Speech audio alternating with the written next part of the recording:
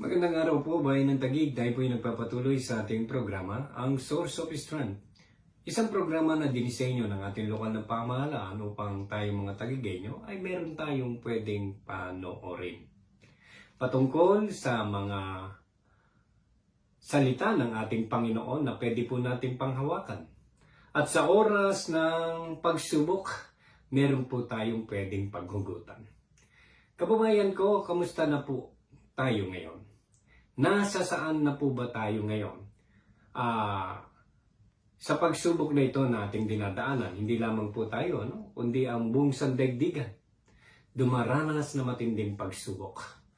At marami na rin pong nagsakripisyo, marami na rin po ang pumanaw na dahil po sa COVID na ito.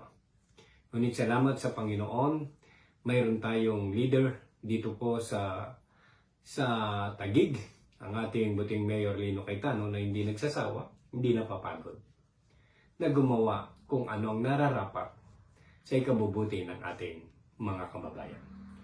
Mga kababayan ko, sa oras po na kailangan natin ng power, sa oras na kailangan natin ng strength, saan po tayo kaya pwedeng dumulog? Kanino tayo pwedeng lumapit upang kamtan natin ito? Upang sa gayon ang lahat ng ating pinagdadaanan ay ating mapagtagumpayan. Ano po ang pwede nating gawin? Madalas natin marinig yung katagang power, lalo na sa mga networkers. Yan ang lagi nilang sinasambit. Power, power, power. At alam niyo po, kailangan natin ito. At kung saan natin kukunin, ganito po ang sinasabi ng Salmo 6:8, 68 verse 35. Kahanga-hanga ang Diyos sa santuaryo niyang banal. Siya ang Diyos ng Israel na sa tanay nagbibigay ng kapangyarihan at lakas na kanilang kailangan. Sa wikang English po, ganito ang sabi, God is awesome. In His sanctuary, the God of Israel gives power and strength to His people. Praise be to God. So sa Diyos po nagmumula ang kapangyarihan at ang kalakasan na kinakailangan natin sa pang-araw-araw na pamumuhay. Kaya mga minamahal, kung meron man tayong pwedeng pagugutan nito, ay mula sa salita ng ating Panginoon. God is awesome. At because of that, yun yung reason kung bakit tayo dumudulog sa Kanya. Bakit tayo lumuluhod?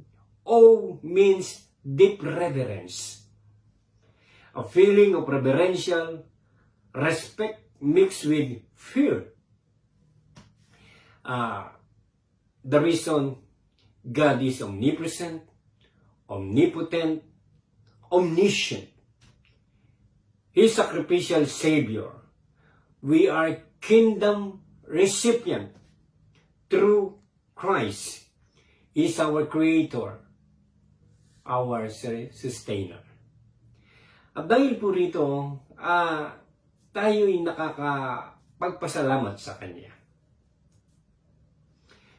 Tayong mga nagtitiwala sa Kanya ay pinagkakalooban ng heavenly strength to able to have victory sa anuman ating pinagpaplanuhan. Anuman ang ating gagawin, mayroon pong tagumpay kapag kasama natin ang Panginoon na nagkakaloob nito. With God, our partner, we can accomplish difficult tasks that human cannot. Lahat po ito ay magagawa natin sa biyaya ng Panginoon. Meron tayong power at strength para pagtagumpayan ang pagsubok na ito na ating dinadaanan. Purihin ang salita ng Panginoon, purihin ang pagkabasa at pag-aaral natin sa Kanyang salita. Manalangin po tayo. Mabaging Diyos, salamat po ng marami. Ikaw ang Diyos na nagbibigay sa amin ng kalakasan. Ikaw ang Diyos na nagbibigay sa amin ng kapangyarihan upang mapagtagumpayan namin, Panginoon, ang bawat pagsubok na sa amin dumarating. Batid namin, Panginoon, hindi mo kami pababayaan. Batid namin, Panginoon, na ikaw ang tunay na Diyos, na tunay na kumakalinga sa amin, nagmamahal, nagpapalakas, at nagbibigay tagumpay. Maraming salamat, Panginoon Diyos. Salamat din po at patuloy mo pagpalain ng bayan ng Taguig, kasama ng lahat ng namamahala at namumuno. Ang aming Mayor, Lino Cayetano, Vice Mayor Ading Cruz, at ang lahat ng konsyal, una at ikalawang distrito, gayon din naman ang bawat kapitan. Maraming salamat, Panginoon, maging sa mga aming mga lingkod bayan, ang mga kawani. Marami po salamat. O dakilang Diyos, ito po ang aming samot dalangin sa ngalan ni Kristong Jesus. Amen.